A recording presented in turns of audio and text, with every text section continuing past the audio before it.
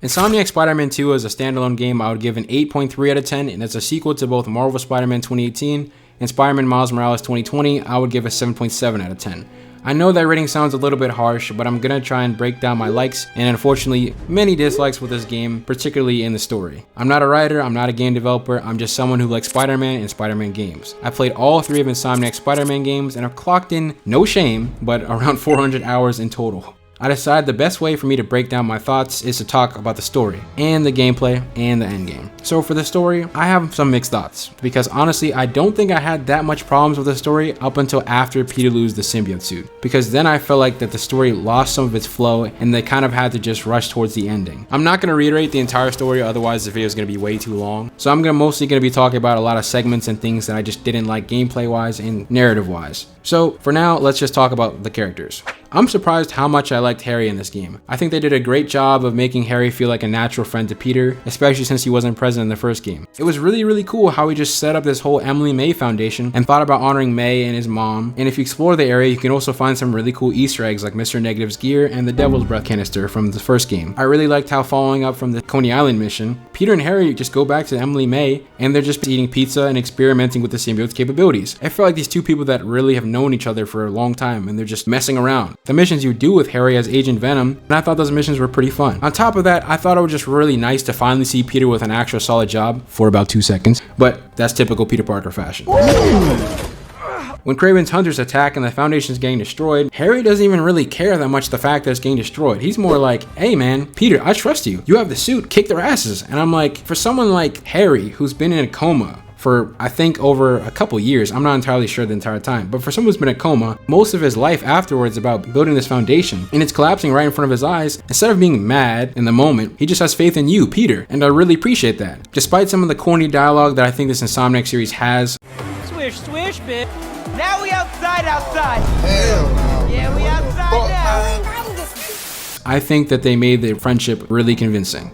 Peter's a little bit tricky for me. For the most part, I think I like the angle they're going with for Peter's character arc, but not the execution, as he has the burden of trying to pay the mortgage off for May's house, help Harry with his sickness, and be there for MJ and Miles. And I think the theme for this game, for the most part, was about balance. And I think that's why they went the direction they did for the ending for Peter. And like he said after the Aunt May cutscene, something in his life has to give, which somewhat be Spider-Man for a little bit. As for the face, I just want to talk about this really quickly. This is more subjective, but sometimes I feel like the face wasn't animated enough to match Yuri's performance, especially at the ending. But other than that, I think the face looks really good in some angles, and just a little bit uncanny in others. The opening cutscene at the school, I felt like his head just didn't match his body when he was being a teacher, but in a few tweaks to his face in the next game, it'll be perfect. Now let's talk about the Peter Parker nerf in this video. I know there's been controversy about that, and I've seen the discourse online, and after going back to play this game on my second playthrough, I have to agree he was nerfed at least a little. Spider-Man dying to a stab wound by Kraven that fast, especially this version of Spider-Man, no matter how you try to rationalize it, I think it doesn't make any sense, and they easily could have explained it if the blade was just poisoned or had some type of modification. Despite them giving multiple opportunities to do so, they decided not to, which I thought was weird. Peter soloed the Sinister Six in Spider-Man 1, and now you're telling me that he dies without the symbiote suit to a simple stab wound? I don't buy that. It's weird because I felt like there was a lot of times in the game where it seems like they're trying to tell you he's washed or out of his prime. In some missions with Rave, Yuri will just tell you, hey, you're getting slow. And during the Sandman boss, he gets folded like an omelet 3 times. And he would have died in one of those situations if not for Miles. I don't mind Peter getting hit or Miles saving him here and then. I just mind when in relatively simple moments that I think he should easily be able to react to, he just doesn't. His spider sense will pop up and he gets hit anyways. There's this cutscene in the introduction for Venom where Peter is seemingly knocked out for the entire night and wakes up in the morning after Venom has already gone his rampage. And I'm just like, I guess a simple throw is all it takes to knock out Peter now. This is all I got. Now, if the story was trying to convey that as a result of the stress and trauma in Peter's life, it's causing his Spider-Man to be worse, similar to Spider-Man 2 the movie, that's an excellent angle that the symbiote could also play on. But due to the nature of the story having so many plots to push forward, and it has to just keep on moving at a fast pace, The subtlety is kind of lost in the background until the third act, which doesn't impact me as much because it wasn't built up upon. And in another cutscene that I thought was really good at the beginning, somehow Mary Jane, a normal human, reacts faster to a tendril attack than Peter Parker. You can literally see him staring at it coming at them, and MJ jumps in front of the way. I understand you need a situation where MJ is going to turn to scream, but I just don't think that's the way to do it because I feel like it makes Peter look incompetent. And what Peter does when he actually gets up to confront Venom is even weirder in my opinion, but I'll get back to that when I start talking about the end of my Venom section. Another thing, the way the last boss plays out for Peter, I'll talk about that later.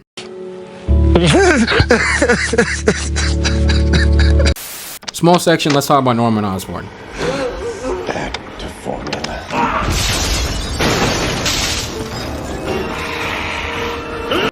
I like how this Norman actually cares for Harry, unlike a lot of other iterations that kind of view Harry as a disappointment. I think that's a nice change in pace. I also appreciate how this Norman isn't just evil for the sake of being evil. Clearly he's a shady guy and does some pretty messed up stuff behind the scenes, but he's also not so evil to the point where he's not completely unredeemable. He seems to have a little bit more depth to him, and I appreciate that, which I think is going to be a little bit more tragic in how he turns into the Green Goblin, considering I think he could have been redeemable.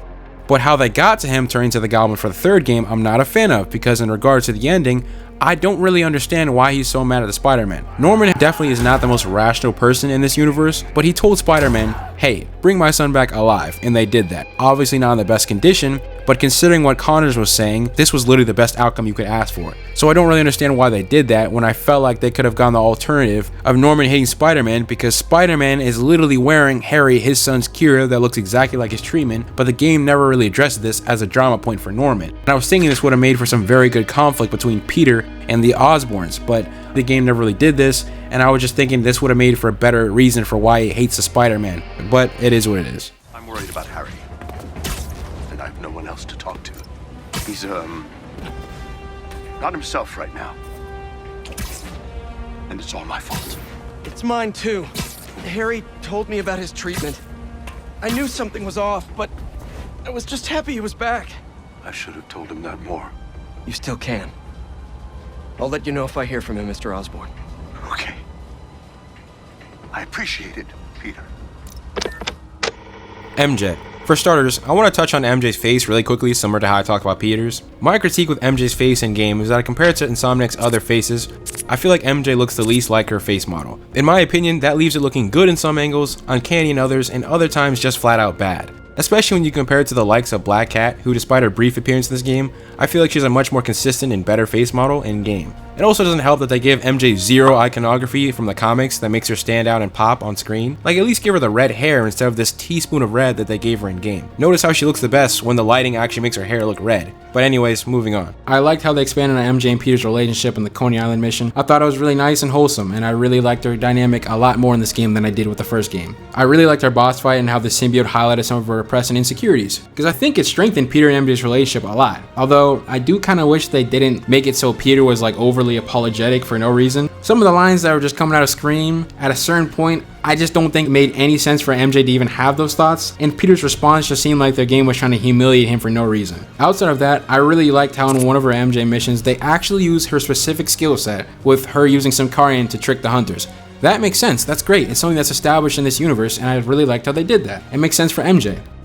Oh boy. Alright, so now here's the big one. We need to have a conversation about these MJ missions. As for Brian Intahar's thoughts on MJ, I like Brian Intihar. He's clearly passionate about Spider-Man, but the way he talks about MJ in these games has me concerned. Because for some reason, he believes that she must be in an action role, similar to Peter and Miles, that so far in these games just hasn't worked. If you wanted to be a hero, do it within the reasonable means of her character and her capabilities, so it makes sense narratively and is also fun. They've made them more fun compared to the first game, but the stakes and immersion in the story suffer because of it. I let it slide in Spider-Man 1, fine. Sneaking past Sable Agents or Tombstone Thugs, whatever. But here, they really pushed it, and they knew they pushed it, so then they have this throwaway line, looks like that Sable training paid off.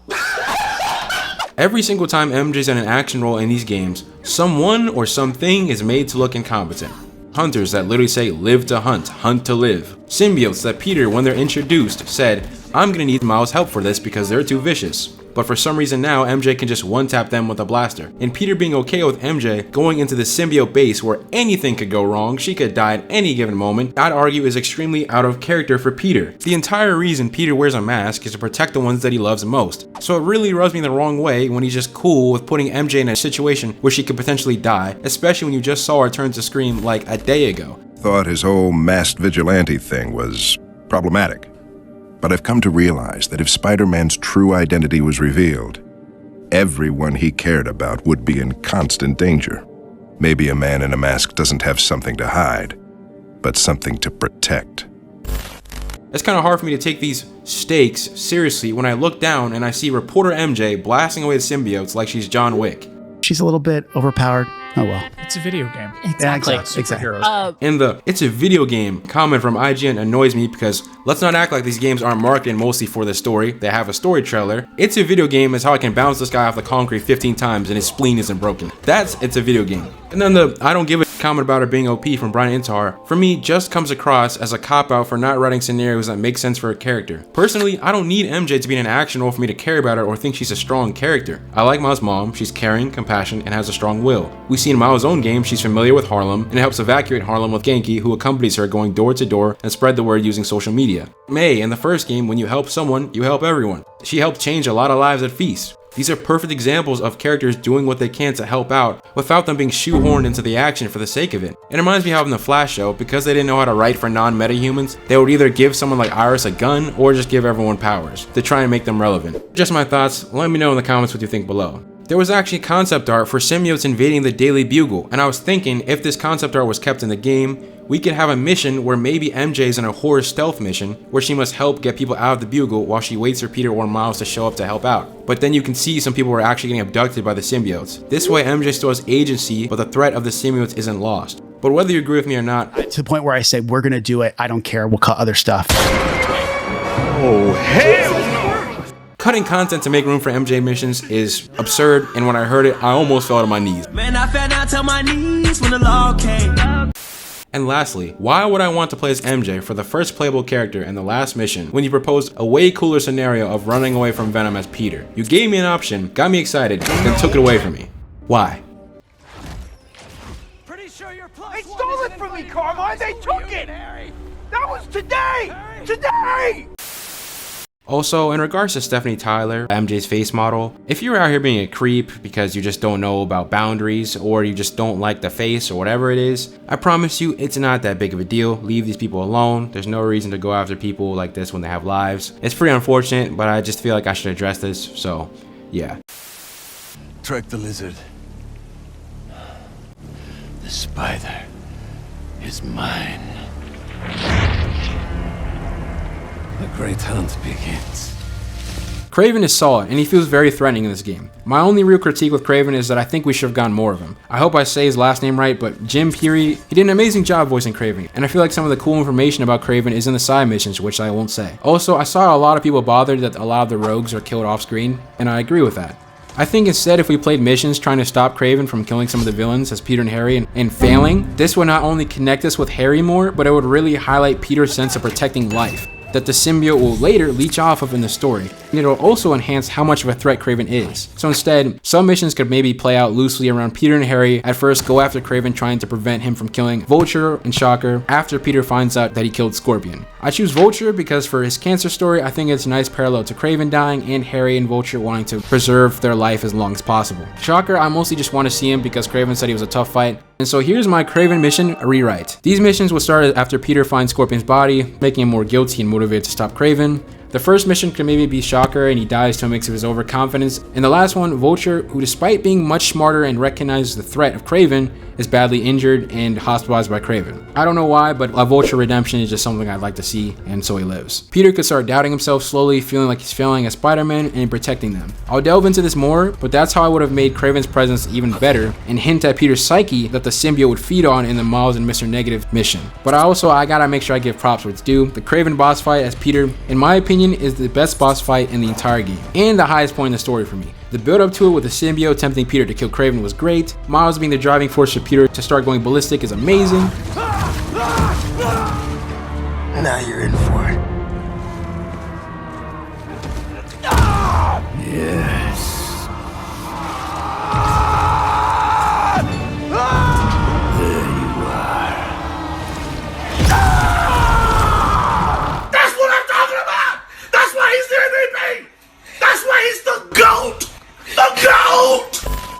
It was one of the few boss fights that had actual stages that threw different types of attacks at you that would combine, and you'd have to juggle Kraven using the bell, sniping, cloaking, and some of the enemies coming at you. Although I'm not really sure how I feel about that because it's kind of against Kraven's character, but outside of that, the boss fight itself is amazing, great stuff.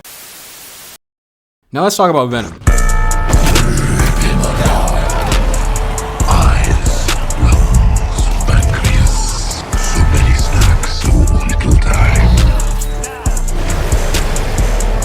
Playing as Venom was amazing. I really loved how much stronger you felt against Kraven than you did as Symbiote Peter. Tony Todd did a phenomenal job voicing him, and the design is amazing. And that's about all I liked about Venom. Yeah, sorry, I want to start with the positives, and now we have to get into the negatives. Yay! From now on, we're poison to you, Spider-Man. That's why we call ourselves Venom. Harry just doesn't work as Venom for several reasons, and I'm not one of those people who are just mad that they didn't use Eddie Brock. I'm just disappointed in the execution with Harry. One thing that makes me prefer and people love Eddie Brock's Venom is that his hatred for Peter is extremely personal, and it's linked with the symbiote's disdain for Peter. Contrast that to this game, and Harry as Venom doesn't even seem that personal to me. Obviously they know each other and are best friends, but Harry doesn't even want to kill Peter or torment him at all. In fact, most of the Venom story, he's just trying to lure him to help him heal the world in this twisted sense. Peter, his best friend, literally is gatekeeping his cure to his face, and Harry doesn't hate him for it. Despite Harry clearly being frustrated with Peter, despite Harry giving this man a new job, and despite Norman showering Peter with praise that he doesn't deserve. And Harry's watching it all unfold. The reason I'm so much more annoyed about this section is for two reasons. Number one, they had hints of this in the game. For example, when Norman's on the intercom after Venom starts his rampage, he mentions Peter helping find a cure, and you'll notice that Harry growls and seems mad. During Peter and Harry's boss fight, he says, "You abandoned us." Like Insomniac, you guys had the perfect blueprint into Harry's knowledge a reason to hate Peter, and they just shied away from it for some reason, and I don't understand why. Harry, I messed up. I was terrible to you. Harry left another message. Pete, I really need that suit back. Dad's working on a new cure, but I don't know. Bring it back. I wonder if Harry really needs the suit. I mean, if I keep it, the city's a better place. Everyone benefits. Everybody wins when Spider-Man's at his best, right? Yo. And Norman's a smart guy. I'm sure he'll figure out a different cure for Harry. Harry keeps bugging me to come see him. Patience, friend. I'm an important guy. As for my second reason, I'll play these two clips of them describing Venom. It is not Eddie Brock. Okay. It is not Eddie Brock. Okay. Our goal was to tell an original story, something you haven't seen in the comics or the movies yet. Obviously, we love Venom for a reason. Yeah. All those things you love about the character are going to be there, but how the story plays out, who is Venom, you have to play the game to see how it. Two things. Well, there's many, but I'll only focus on two. One thing we talked about, what makes Venom so scary, is that he doesn't want to rob banks. You know, he doesn't want to take over the world. Venom wants to kill Spider-Man. Like that's his. So there's an element of fear. There are a lot of times in the story where MJ and Peter are in dangerous situations and could have died from Venom, and they just don't because Venom refuses to, which for me makes Venom less threatening. I'm not saying he should kill them, but I'm saying the fact that there are scenes where he just tosses them aside, I don't know, man, for me, it just kind of weakens it a little bit. It seemed like they were going the direction of Harry messing with Peter, where Harry is subtly holding MJ hostage and then turns him to scream, but then stuff like that never happens again. We should have had more of scenes of Peter ignoring or pushing Harry away, which would have shown Harry gradually starting to despise Peter and feel betrayed, exactly how the symbiote was. Because in my eyes, the symbiote shouldn't have just wanted to manipulate Harry's need to heal the world, but also take advantage of Harry's hatred of Peter. Okay, Harry, we don't like Peter Parker. He rejected us, let's make him suffer. Peter inadvertently was the reason the Foundation was even destroyed in the first place. Let's make him pay. You don't need him anymore to heal the world, Harry. We can do that together, but Peter and his allies are the only ones that are stopping us from our dream. Harry as Venom could have worked so well in this game. Harry knows everything about Peter. He knows where he lives, he knows where MJ works, he knows Miles' identity, he knows how much Peter cares about Feast, and yet the game only uses one of those things to their advantage. Juxtapose this with something like the animated Spider-Man series and Spectacular Spider-Man's Eddie, who torments and is around specifically to mess with Peter. He violates him in his own backyard. He gets his old job back at Dr. Connor's, and this scene plays out. I'll leave a link in the description. He visits Aunt May in the hospital. The dude is a top tier troller, and the tension between the two is palpable. I'll try to leave links in the description of Peter versus Eddie moments, but I think it's genuinely great stuff that this iteration of Venom for me was just lacking. I understand this is a different take, but I can't help but feel a lot of the aspects of Eddie being the host versus Harry are just lost here. I want Harry to go after a threatened feast, which was very important to Aunt May, and outside of the Emily May Foundation, is the last piece of May's legacy. Feast is deeply personal to Peter, it's mentioned a lot in this game, but you can't even enter it anymore. Maybe it's my fault for having too many expectations on Venom, especially since this Peter Parker lacks a backbone outside of the symbiote suit. I know some people are going to be mad at me for this, but this is more of a personal preference, but I don't mind a nice Peter Parker. But I think an underrated facet of Peter's character is that when it comes to personal situations when his family's involved, he is the last person you want to deal with when he stops cracking jokes. Just ask Kingpin. In Spider-Man 1, I loved how when he realized Otto knew Peter's identity, and Otto knowingly took actions that would affect Peter and Peter's family, he gets mad, and rightfully so. It's a side of him you don't see often, but it's very satisfying when you do. Whereas in Spider-Man 2, all we get is this excellent cutscene ruined when Peter gets up and he's just watching MJ getting strangled by Venom. Like, Peter, do something! Why are you doing a Mitch McConnell impression? Bro said, don't! Wow, Peter, you sure showed him. Tough guy over here. Like, I was watching this scene in disgust. I was like, yo. Cut the shit the fuck off! What is it? Bro, what is he doing? I don't know. I really don't know. Damn! All they had to do was just have Venom trap Peter or punch him. Anything but have him do nothing. I really don't like that. Other than that, I just found the whole Harry story as Venom just kind of disjointed. In some moments, he'll be referring to himself as we, and he'll be in line with Venom. But then at the end of the game, all of a sudden Venom is completely in control and Harry is just getting snuffed out. Maybe I missed something, but I just didn't really understand it. Overall, if I had to summarize the Venom storyline, it's a story that claims it's an original, but reality just takes elements from Ultimate Spider-Man the TV show and Web of Shadows, smacks the two together, culminating in an underwhelming symbiotic mess that left me feeling dissatisfied with what I was told would be 19 inches of Venom.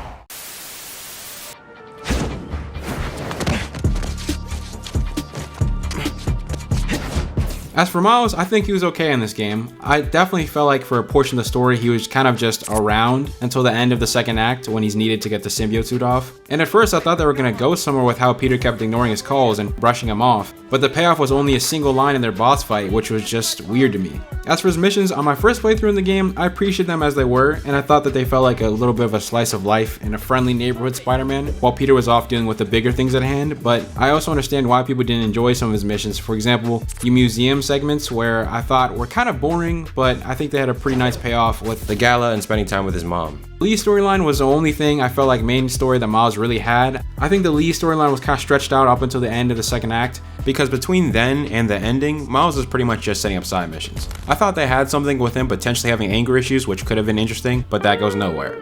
How the fuck would you show me something if I couldn't have it? Now the boss fight itself and presentation is great, but I think the self-doubt portion of the boss fight didn't make much sense to me. I just didn't really understand where he has this doubt in his mind that he's letting his friends down when literally everyone in his life has been supportive of his Spider-Man persona. The only time it feels like he's letting people down is when he's missing Haley's exhibit at Coney Island and when he left her at Central Park for the lizard chase. But again, after that, everything's fine, so I just didn't really understand that.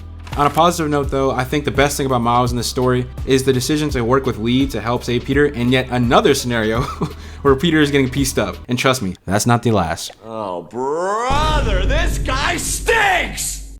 But putting that aside, I really like how they didn't do the cliche, forgive your enemy as everyone deserves a second chance. And thankfully, Miles says, hey, I'm not gonna forgive you, but I can't keep hating you anymore. And he moves on. I think that's great. I just wish that they didn't let Lee basically walk off into the sunset after all was said and done, because last time I checked, the man committed an attack. Like, bro, why is he just able to just walk off after everything's done? We'll put Lee back where he belongs.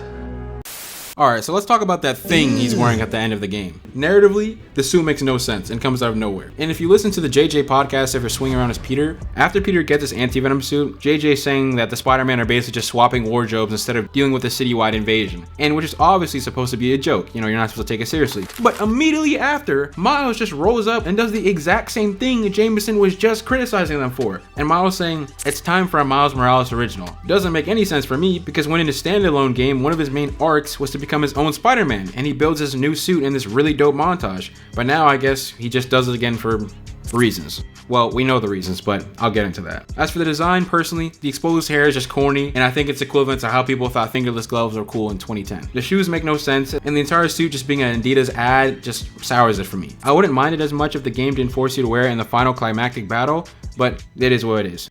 Additionally, the evolved suit itself is worse for hiding the man's identity. But hey, I guess that doesn't matter because Miles might have the worst secret identity I've ever seen in a Spider-Man game. I don't know if the writers forgot what his secret identities are, but the amount of times Miles and a little bit of Peter are maskless in this game is a bit absurd. Again, I'm not really mad at them for this, it's just a little bit of a nitpick that irked me as I kept seeing it in the game. But I'm gonna name the points where I think it actually breaks the story and is flat out just them being careless.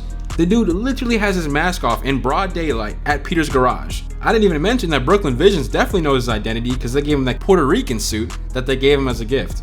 So I guess I know who he is too. And Peter's also a fault for this because for some reason when he goes to Oscorp, he takes his mask off when he's gonna meet Connors.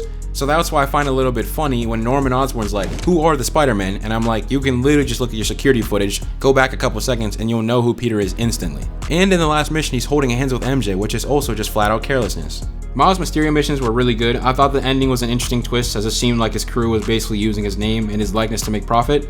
I really liked how Mysterio's line about how he's talking about how things get messy when you look at people behind the mask. As for the ending, Miles' involvement in the ending doesn't really do anything for me, as his character doesn't know anything about Harry and thus his fight against Harry feels shallow. Miles and Harry literally have one interaction at Coney Island, a phone call, and that is it between the main story up until the Venom fight. Which is why I don't understand why Peter gets knocked out long enough for Miles to fight him twice. I don't think that makes sense. I think it was a missed opportunity to not have Peter and Miles fight Venom across the city like the concept art.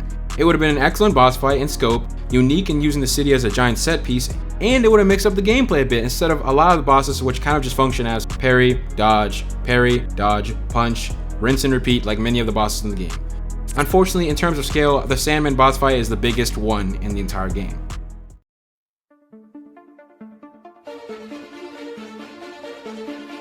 I'm going to break gameplay down into these categories: skill tree / combat, traversal, Miles gameplay, Peter's gameplay, stealth, endgame missions. I also am going to mention set pieces too. So let's start with the skill tree. With the skill tree, the only weird choice that I saw was that they locked previous skills again in the skill tree rather than giving them to you by default, like throwing webbed enemies and point launch boosts. It's not that big of a deal, I just don't really like it when they take up slots for something that I already had. For the combat, I hope in the next game they implement more button-based combos that they could add into the skill tree, similar to how they have the new swing kick combo, and also how in older Spider-Man games there was a lot of different button-based combos. In Spider-Man Miles Morales, for example, if you knock someone away and held triangle, Miles would yank them back and hit them with the electrified kick, which I always thought was really dope to pull off and was satisfying. But one thing I noticed is they got rid of it for Miles in this game and they repackaged it and gave it to the Symbiote Surge mode, which I thought was a weird choice because now it's just slower and doesn't work as well as it did in the Miles game. As for the gadgets, I understand why they nerfed them a bit because some of them were a little bit overpowered in the first game, but I also think they should have kept some of them as options similar to how you can swap Miles and Peter's abilities in the menu in Spider-Man 2. My actual complaint is that the Upshot is a useless gadget that does the same thing as many other abilities in this game, and it also feels out of place as a Spider-Man gadget. The Upshot, Suspension Matrix, Concussive Blast, I think they just don't belong in Spider-Man games. I really hope that in the third game it could go back to more Peter's roots when it comes to abilities rather than just arms. They have 3D printers on their web shooters. I think the possibilities for a web-based combat system are endless and they'll be really dope to see. And they can make it better to work within this game's gameplay, kind of like how Shattered Dimension and Edge of Time had web-based combat.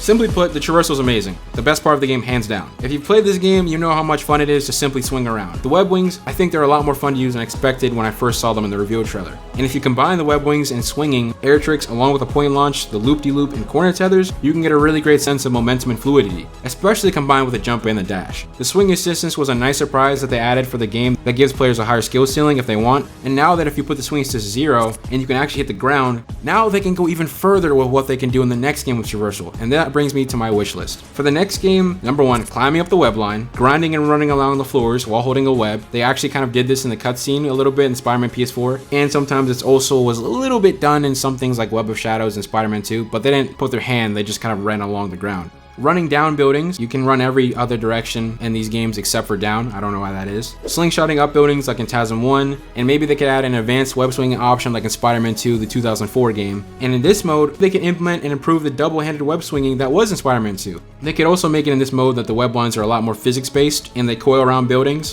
One thing I noticed in Insomniac's games that I hope that they fix in the future is that if you swing in a weird angle, your web will clip through objects, and I just think that the web line should be able to coil and shorten.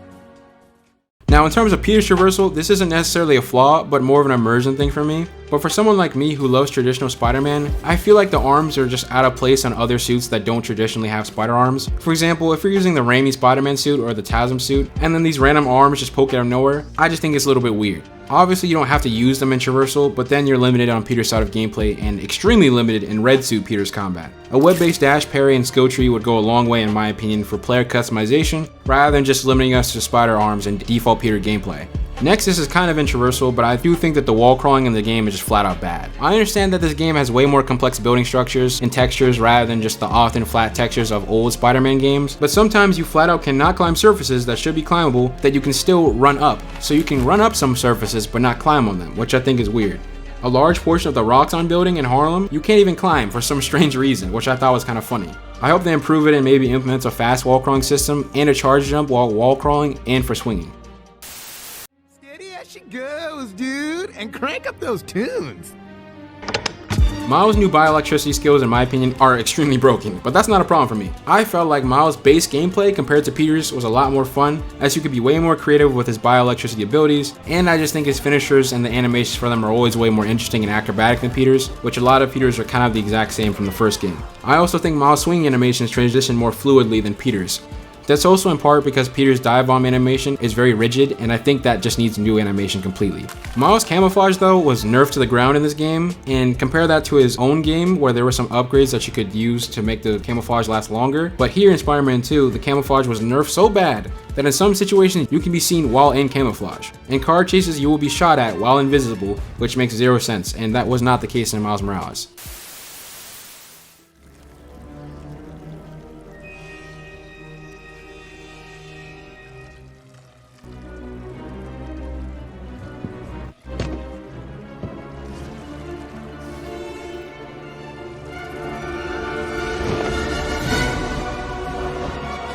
Alright, Symbiote gameplay time. I think the Symbiote gameplay was fun. I like the abilities, and the Surge mode reminded me of Spartan's Rage from God of War. But I think they missed a huge opportunity to differentiate the Symbiote suit from his Red suit in gameplay and the narrative a lot more. The Symbiote, in comparison to games that have come before it, I personally found lacking outside of the abilities in the Surge mode. My biggest disappointment is that you can't swap from the Red suit to the Symbiote suit seamlessly, a feature that goes all the way back to 2007 in Spider-Man 3, a PlayStation 2 game, and the very popular 2008's Web of Shadows, in which you could seamlessly swap and combo from Peter's red and blue suit to the Symbiote suit, which was an awesome feature. Unfortunately, it's just not in this game. I think it's really odd why this is missing, since the game's third act is clearly inspired from Web of Shadows, and yet they left out the best feature from Web of Shadows. With this missing in Spider-Man 2, it makes the symbiote feel more like a skin rather than something that's actually on Peter's body. If you go into the game's menu and try to switch from a regular suit to a symbiote suit, the game will literally pause and go to a black screen since it has to load in the symbiote webbing and traversal options. The closest you'll ever get to symbiote swapping is just using the Surge mode for a brief period, which automatically switches you to the symbiote suit or the anti-venom suit. I hope in a patch they allow you to choose which suit becomes your Surge mode, as I wanted to go from Raimi red suit to the Raimi black suit in Surge mode. As for the Surge mode, it is fun and I think it's a cool feature, but it becomes mundane rather quickly because you're essentially just mashing square until you get a finisher, or you can shoot your webs, which is basically just impact webbing from Spider-Man 1. I think the Surge mode would have greatly benefited if it had its own skill tree, similar to how in God of War there's a skill tree for Spartan's Rage. That way you can just diversify the combat a little bit more. Why don't you pop some more pills and say what you're really feeling? Hey, don't. Yeah, but you didn't, did you? I can't lose this job. Your job is to write the truth. The truth is, I'm the hero here, not you. As for Symbiote Peter's story, in my opinion, I think they should have hammered home why Peter would think the suit makes him a better Spider-Man. Like I said before, if they had those missions with Kraven that you would fail, in addition to the fights he loses or struggles that are already in this game, It would really enhance why Peter is so reliant on the symbiote suit. He's able to stop corners, he's faster, he's stronger, but at the cost of becoming darker. Which for me, I never felt like we saw Peter descend into darkness long enough for me to want him to take off the symbiote suit. I just didn't reach that point. Most moments where the game tries to tell you he's evil, it just doesn't work for me. I don't understand why MJ saying we tore through half the city, which is blatantly untrue, is such a bad thing, as if the damage wasn't mostly caused by Lizard and Kraven's interference. Miles and Peter literally caused a power outage in the Rhino chase and went through a mall. And in Spider-Man 1, Peter had multiple chances to subdue Shocker, but doesn't to talk and quip, and a lot of the damage that follows is Peter's fault directly. Property damage in these games is something we're kind of accustomed to, so trying to use that as a thing to show Peter's evil just does not work for me. Sometimes things are out of your control, and it was in this case, it was mostly Lizard and Kraven's fault. The most out-of-pocket Peter does in this game with the symbiote is how he talks to Connors and how he talks to Harry. No wonder your family left you! You're not strong enough! I know people are going to mention he attacked MJ, but Peter was asleep and the symbiote only attacked her when it deemed her a threat. On top of that, Peter was never informed about that night to our knowledge until Miles mentions it in their boss fight. I think it would have been really good drama if maybe they told Peter what happens after that night and Peter has to wrestle with the fact that he's consciously or maybe unconsciously hurt MJ. But maybe he's just so far gone and he's in denial that he doesn't even think he could hurt her. I wanted more scenes in this game like the Harry and MJ and Peter cutscene that would build up to a final moment where Peter realizing, okay, I need this thing off of me. Maybe in their fight he hurts Miles to the point where Miles is injured and that is a core reason that caused him to remove the symbiote. But it gives Peter his own mission where we have to face his demons inside his mind and remove the symbiote on his own. That's just me. I don't mind the symbiote removal scene in this game, but I definitely would have preferred if it was Peter's own separate solo mission. Because if Miles can fight his demons by himself, I think Peter definitely deserves that, and the symbiote itself should have been its own mission. I mean, the game tells you based on the Danica podcast and MJ's article that people don't really like this new Spider-Man, and he's vicious and aggressive. Well, show me that. Not just in his surge mode or symbiote abilities, by his base combo animations and finishers, the same way that Miles and Peter have a plethora of different animations for their swinging and combat. I believe the symbiote should as well. It should be treated like its own separate character and have way more unique aggressive finishers. Outside of the surge mode, there's only 2 unique finishers, and both we've already seen in the May gameplay demo, which I thought was disappointing, especially when you consider that when you fight the symbiote minions in the 3rd act of the game, Miles and Peter get their own new animation finisher set. So like, why does the symbiote suit itself only have 2? They already showed us cool details. If you go to Aunt May's grave with a symbiote or take pictures with Robbie, his dialogue will change. These are great examples that are in the game that I just wanted more of in the symbiote gameplay. Maybe his charge jump could be stronger. Maybe his slingshots are stronger. When he's walking by NPCs, as the story goes on, he no longer waves at civilians and say they're in his way. During crimes, criminals could be more inclined to run away from break-ins, which was a rare crime in Spider-Man 1. To me, these things are just a handful of little details that could have made the symbiote gameplay more immersive and fun, and contrast him from his base suit. Because at the end of the day, Spider-Man 2's main draw are Venom and the symbiote suit. And in Venom's case, I thought he was rushed, and the symbiote suit has a solid foundation within the game, but I think they need to build on it a lot more, especially since its main predecessor that they will be compared to, Web of Shadows, did it so well. I felt like the stealth in Spider-Man 2 was a downgrade from Spider-Man 1. As for Miles' side of stealth, I thought the features that made it fun in his own game, like the camouflage upgrades, are now kind of diluted because now his camouflage has been nerfed and it's basically a non-factor in gameplay. And also his unique stealth takedowns were removed, so they're the exact same as Peter's. They removed the trip mine from Spider-Man 1, so now your creativity in stealth has been limited, and outside the web line, which is an excellent feature, but sometimes it almost feels unnecessary because the enemy AI is hilariously bad in this game sometimes, and they almost never look up. The only cool feature that I noticed in the stealth is that if you pick off enough enemies in some Kraven missions, they'll form a circle, similar to how in Batman Arkham Knight, if you picked off enough people, they would go back to back. For the next game, I think they need to innovate the stealth system so the AI adapts to your takedowns. They could maybe make it so the AI will put mines on walls, so that way if you're wall crawling, you can get hit or something like that. Onto the set pieces, hands down, the best set piece in this game is the Coney Island mission. And I thought it was a cool scenario where Peter was actually challenged and pushed to his limit. And I liked how they stacked on the challenge and problems he's dealing with in a way that makes you feel a sense of urgency to save the citizens. When it comes to other set pieces though, I think my biggest problem is that they're not interactive at all. On my second playthrough, I decided that when Miles hits the water and when Peter goes up the building and the lizard chases, to put my controller down and see what would happen. And as I suspected, nothing changed, as the failed QuickTime events didn't change anything, which makes me wonder, why is the player even needed in the first place if it doesn't matter whether I dodge or move side to side like the game wants me to, or if I don't click the QuickTime events. It feels like an illusion to make the player think they're playing when you're actually not at all, because outside of a couple button presses, I find these missions incredibly lacking and not challenging in any engaging way. I don't understand why Insomniac seems so afraid of player failure in these set pieces and quicktime events. For example, in some segments in MJ missions, you literally cannot die to some of the hunters if you walk up to them and don't press square. That just shouldn't happen. The chase sequences have the same problem as the set pieces. You're either swinging, dodging, or web the enemy. You wait for a button prompt and it's done. The only standout chase in the 3 games we've had so far are the Rhino chase because of the mall location being cool, and well, it's Black Cat. I'm not complaining. Now we have cool features like the corner tether and the web wings, and yet the flow of these chases function the exact same way in this monotonous and boring gameplay.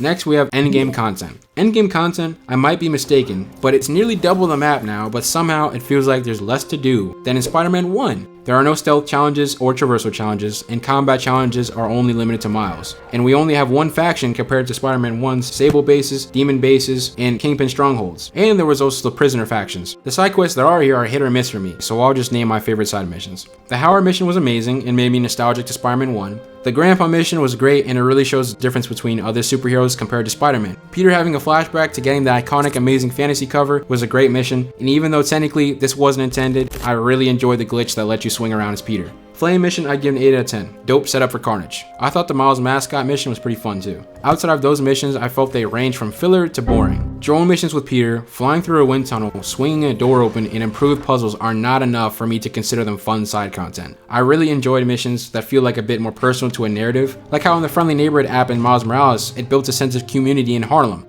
If you do them before finishing the main story in Miles, it makes the ending more impactful, but if you choose not to, it's not detrimental at all, but it still feels like it has a reason to be there. Whereas most of Miles' side missions in this game try to replicate it, but I just felt like they failed because they're not fun and they don't have the sincerity of his own game. Other than the side missions and endgame, I felt it was really telling that this game was clearly rushed either by Insomniac or most likely Sony, due to the missing features at launch, a surprising amount of cut content, and the wait for New Game Plus. And speaking of New Game Plus, guys, that Raimi suit update? That's what I'm talking about. This shit means something to me, man. Thank you, Insomniac, really appreciate it. Additionally, I hope that they add these times of day into the settings menu, as right now they're locked during specific missions, and the skybox just looks amazing. Now, to touch on the Please presence, I find it kind of dumb that they barely interact with the Spider-Man in the main story. It just creates more questions, especially during the invasion. I won't get into the politics of it, but for me, it just makes the city feel less alive. And on top of that, I just think it's kind of weird because Jefferson Davis and Miles, but like now, the cops are barely around. I mean, you can still see them a little bit in times doing their own thing, but they never directly interact with the Spider-Man.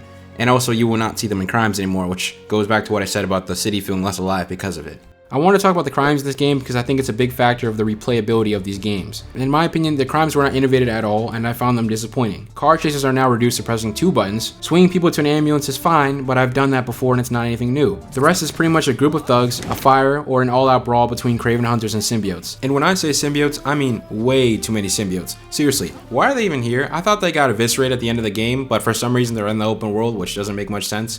They also appear in way too many crimes, and I just feel like they're combo killers, so they're not that fun to fight anyways. For Spider-Man 3, they need to revamp the entire crime system. Maybe with an improved stealth mechanic, in the next game we could have bank hostage situations, or sometimes just bank heists in general that don't require stealth. I know this one might not be popular for everyone, but you can have a toggle for an actual fires, like in that one Taz of 2 game that nobody liked. I would much prefer actually having to go inside the building than just beating up people outside and then tapping R1 to put out fires. Now, bugs and visuals. 9 out of 10 times this game looks amazing, and it's clear that a lot of time was spent detailing New York. But I don't know if it was just my game, but I have noticed some weird blur effects and I'm gonna butcher this pronunciation, anti-aliasing. Kinda like naming NFL equivalent for each NBA player. Even when I turned off motion blur, film grain, and chromatic aberration. The game can look fuzzy with buildings that are further away, and there's this weird shimmering effect on buildings. I hope they fix this in a patch, as it feels like this really weird veil that's like hiding the great graphics. As for the bugs, I just think it makes it even more clear how rushed this game was, because it's the buggiest of the 3 Spider-Man games. Crimes disappearing, games crashing multiple times, audio not matching up in cutscenes. The suit cured your... Yeah. Which means without it... Cars phasing through buildings, abilities not working, making you have to restart the checkpoint. It's just a cherry on top of problems I already had with this game, and as I played through more, it just annoyed me, and tells me that they didn't have enough time to patch these things. Final thoughts and nitpicks. I think this game overall has multiple great ideas in its story, but not enough time to focus or flesh out the best ideas. While the gameplay vastly improved Traversal, in terms of mission design and set pieces, a lot of them lacked proper innovation for a $70 game, and compared to other AAA games, some of it just feels dated.